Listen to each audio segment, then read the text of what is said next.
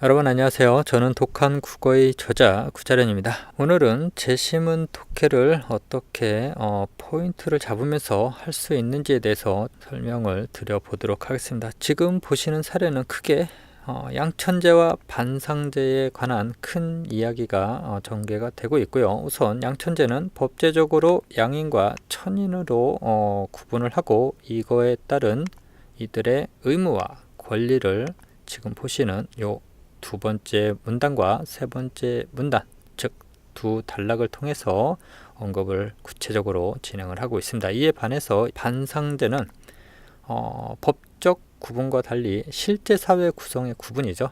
그리고 양반계층, 중인계층, 평민계층, 천민계층 이렇게 네 가지의 구분 체계로 설명을 하고 있습니다. 그리고 그 내용 역시 다음 단락에서 이렇게 구체적으로 설명을 하고 있는 커다란 구성을 하고 있는 내용입니다. 자, 그러면은 문장과 문장 간의 연결 관계를 구체적으로 살펴보도록 하겠습니다. 고려 말 중앙집권 체제의 약화와 왕권의 쇠퇴 속에서 일단은 빠지는 것 같네요.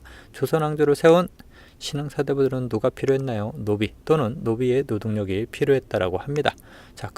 일단 그러나가 나왔으면 뭐가 뒤집히는지 한번 생각을 해봐야 되겠죠. 이들은 누군가요? 신흥 사대부들입니다. 신흥 사대부들은 누가 필요했나요? 양인이 필요했다라고 합니다. 그러면은 지금 앞서 설명한 이 노비는 그러나가 나왔으니까 필요 없다는 얘기인가요? 한번 좀 계속 살펴보겠습니다. 따라서 노비가 꼭 있어야 하더라도 일단 필요 없는 거가 아니네요. 그러면은 앞서 살펴본 그러나는 조금 생각을 해봐야 될 것 같습니다. 하더라도 뭔가요? 양인이 더 많이 필요한 거죠. 이 양인을 확보하려고 한 거가 핵심인 거죠. 이 새 왕조의 국역정책의 기본 방향이었다. 뭐 이런 겁니다. 일단 여기까지 읽고 한번 문제 하나 풀어볼까요? 조선의 국역정책. 국역정책 어디 나오나요? 여기 나오죠.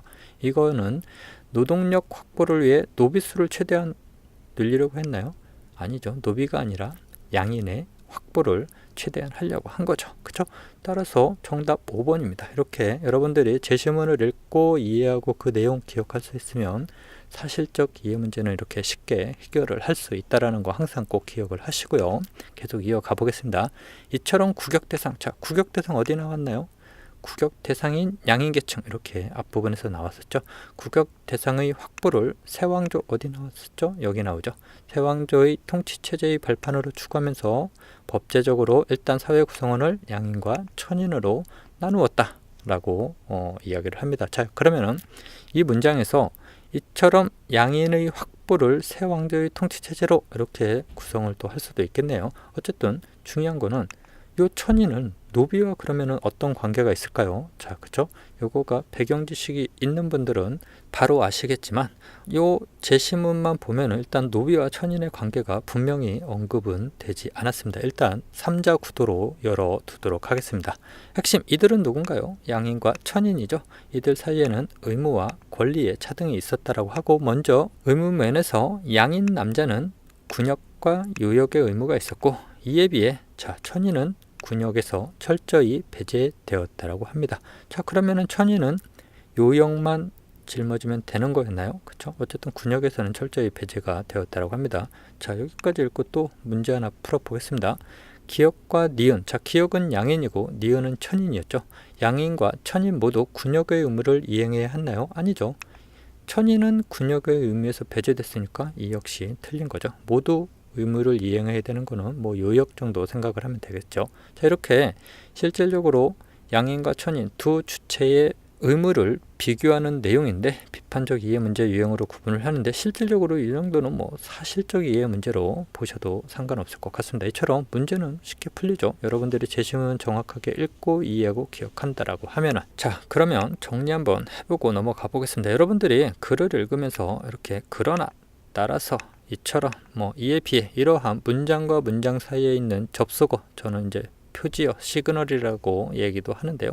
이런 거 당연히 인지하시고 그리고 문장 속에 있는 때문이다 하더라도 하면서 이런 접속어, 연결어 당연히 인지를 하시는 거 중요합니다.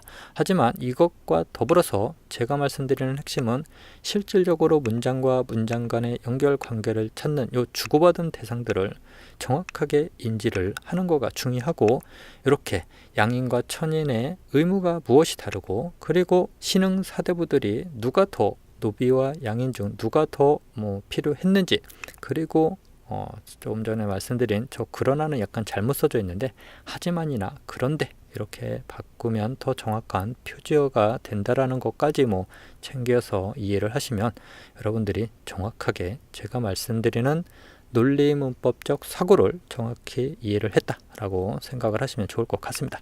계속 이어가 보겠습니다. 권리면에서 지금까지 의무에 관한 이야기를 하고 이제 세 번째 단락을 통해서 권리에 관한 이야기가 나오는 것 같습니다. 어떤가요? 양인과 천인은 기본권을 바탕으로 하는 공권력으로 보장받을 수 있는 뚜렷한 차이가 나타났다고 합니다. 먼저 천인인 노비, 여기서 나오네요. 그쵸? 앞서 살펴봤던 천인과 노비는 이 문장을 통해서 같은 주체인 것을 확인할 수 있는 거죠. 이제부터는 노비와 천인이 같은 사람이다라는 것을 염두에 두고 이후 내용들을 읽어 내려가면 될 것 같습니다. 어쨌든 중요한 거는 천인인 노비는 핵심이 뭔가요? 사는 곳을 옮길 자유가 없었고, 노비와 양인이 싸우면 이렇게 바로 패러프레이즈 하는 거죠. 천인을 얘기했다 노비로 이제 바꾸면서 어떤가요? 노비가 한 등급 더 무거운 벌을 받은 겁니다. 그러면은 반대로 노비와 양인이 싸우면 양인이 더 가벼운 벌을 받는다, 또는 덜 무거운 벌을 받는다, 이렇게 이해를 하셔도 될 것 같습니다. 그보다 권리면에서 가장 핵심은 뭔가요? 관직 진출권이 있느냐 하는 거고, 양인은 일단 뭔가요? 관직 진출권이 있죠. 그리고 앞부분에서 양인 중에도 관직 진출권이 제한된 사람은 적지 않았으나 이런 조건을 줬죠. 그러면서 핵심은 노비가 어떤가요? 관직인 유품직을 받기도 했으나 핵심은 종량 절차를 먼저 밟아야 받을 수 있다라는 거죠. 이 종량 절차는 뭔가요? 양인이 되는 거죠. 결국 노비에서 바로 관직을 받을 수는 없습니다. 그죠? 양인이 되고 나서야 받을 수 있다라는 거, 요거가 바로 권리면에서의 차이점, 양인과 천인, 양인과 노비의 차이점을 이렇게 나열하고 있다라는 거를 이해하면 좋을 것 같습니다. 지금까지 언급한 부분을 설명을 해드리면 양인과 천인의 권무와 권리의 차등을 어떤가요? 지금 두 번째, 세 번째 단락 또는 두 번째, 세 번째 문단에 걸쳐서 구체적으로 설명을 하고 있다는 거 꼭 이해를 하시면 될 것 같습니다.